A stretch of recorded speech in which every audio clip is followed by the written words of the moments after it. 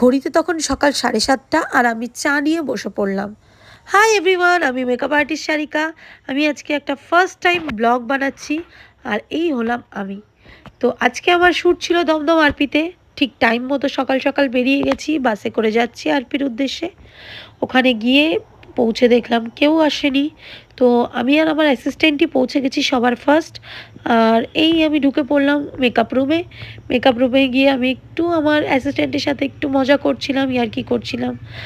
আর তারপর আমরা ওয়েট করছি মডেলের জন্য, তার সাথে সাথে ছোট ছোট ভিডিও নিচ্ছি। এই হলো আমার প্রথম মডেল বৃষ্টিলেখা। ওর বিফোর আফটার ভিডিও নিয়ে মেকআপটা স্টার্ট করে দিলাম।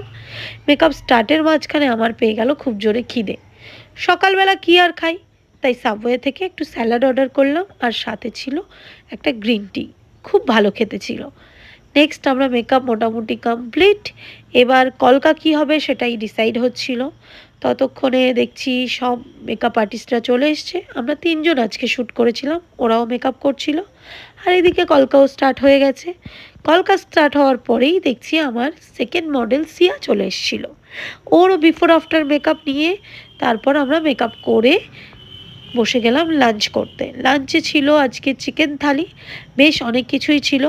চলো লাঞ্চে কীরকম মজা হলো সেটা তোমাদেরকে দেখাই।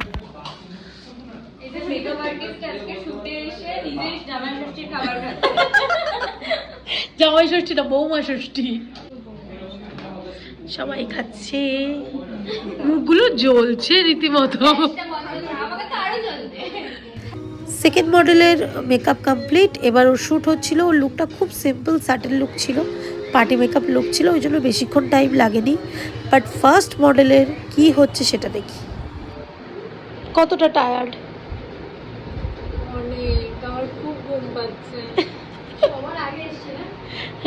সবার ফার্স্ট, এখন সবার শ্যুট মোটামুটি কমপ্লিট, ও এখনো বসে। এবার ঘুমিয়ে পড়বো আমি, আর ওর উপর কলকা হয়েই যাচ্ছে।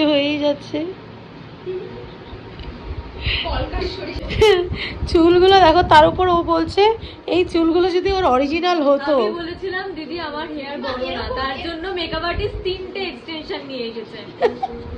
সত্যি তাই, চুল, এই মডেলদের চুল আর ফেস দুটোই নষ্ট হয়। তো মোটামুটি লুকটা কমপ্লিট, শুধু এই হাতেরটা হয়ে গেলেই শেষ, তারপর ছুটি দিয়ে দেবো শ্যুট হয়ে গেলে। এবার ফাইনালি সেকেন্ড লুকটার কাজ কমপ্লিট, শ্যুট স্টার্ট। এবার আমরা ওর শ্যুটটা কমপ্লিট করে নিচ্ছি। তারপর চলে আসলাম হেয়ার এক্সটেনশনগুলো ওপেন করতে। উফ, এগুলো ওপেন করতে যে কী কষ্টটাই হয়েছে। আর এই দেখো এক্সটেনশন ওপেন হওয়ার পর ওর চুলটা কত ছোট। এই ছোট চুলে অত বড় দেখানোর কেরামতি কিন্তু আমরাই পারি। তারপর প্যাকআপ হয়ে গেল, আমরা প্রোডাক্ট গোছাচ্ছি। আর এই যে প্রোডাক্ট গোছানোর যে আনন্দ, সেই আনন্দে আমি নাচতে শুরু করলাম।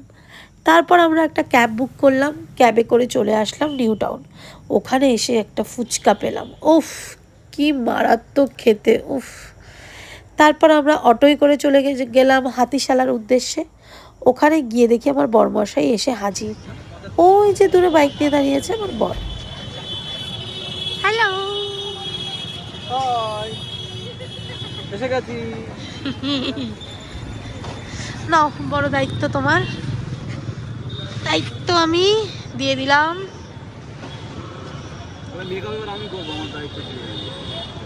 করো। কাজ শেষ হওয়ার পরে বাইকে বসে এই যে হাওয়া খেতে খেতে বাড়ি ফেরা, এর মজাটাই আলাদা। বাইরে এসে ওয়েট করছিলাম কে আসবে আমাকে দরজা খুলে দিতে। দেখলাম আমার মেয়ে গেল।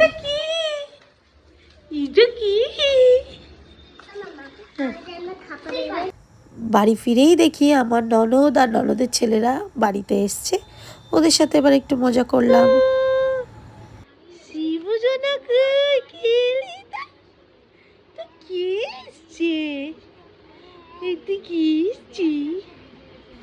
ছোট হও বা বড়, যত ইন্ডিপেন্ডেন্ট হও না কেন, মায়ের বকা কিন্তু শুনতেই হবে।